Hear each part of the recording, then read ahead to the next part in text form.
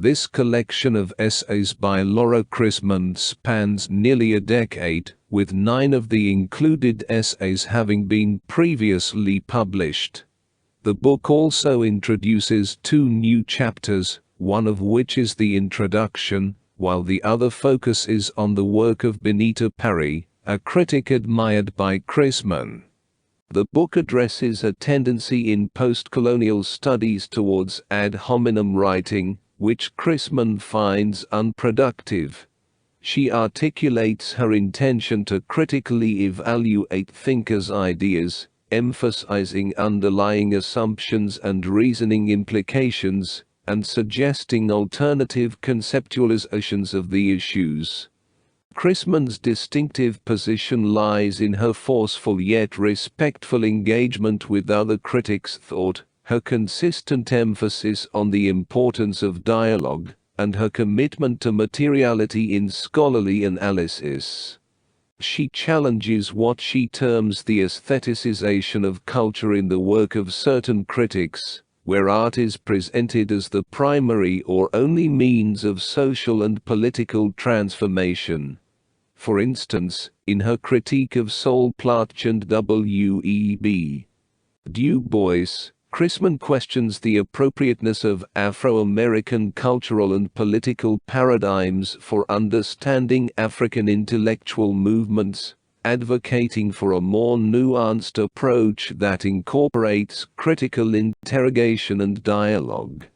Chrisman's essays also delve into the work of other critics, including David Lloyd and Anne McClintock, examining cultural studies in South Africa, and exploring the transnational production of Englishness within the anti-apartheid movement. She showcases her perspicacious reading and meticulous textual analysis, in critiques of Anne McClintock's reading of Haggard in Gendering Imperialism, and in her examination of Joseph Conrad's Heart of Darkness.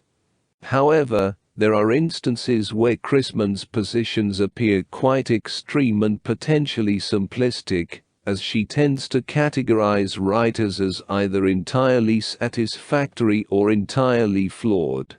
In the concluding chapter, Laura Chrisman expresses some hesitation about introducing a negative dimension to the discussion of Benita Parry's work. She imagines that Parry might prefer a critical evaluation rather than an unconditionally positive review. However, Chrisman does not seem to experience a similar hesitation when discussing critics like Anne McClintock or Anthony Appiah.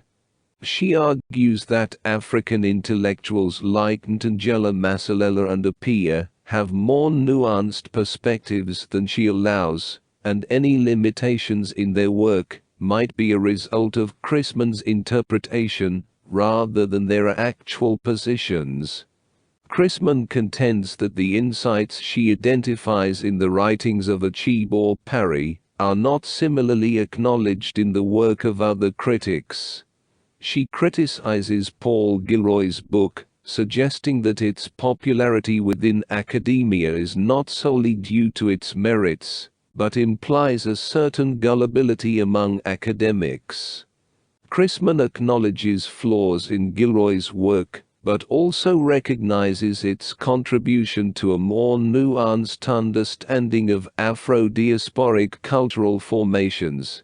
She suggests that Achebe's critique of cosmopolitics leads to somewhat bleak conclusions about global communication, emphasizing its potential to reinforce unfreedom for those who lack ownership of communication structures. While Chrisman calls for diversification in the field of postcolonial studies, she also acknowledges the variability in the quality and purpose of the essays in her collection. She notes some contradictions and less explored avenues, and she questions the relevance of the chapter on Robert Young in the context of the book's overall aims. Despite these considerations, Chrisman's collection offers a valuable contribution to postcolonial studies, showcasing her unique perspective, and making her work accessible to scholars and students in the field.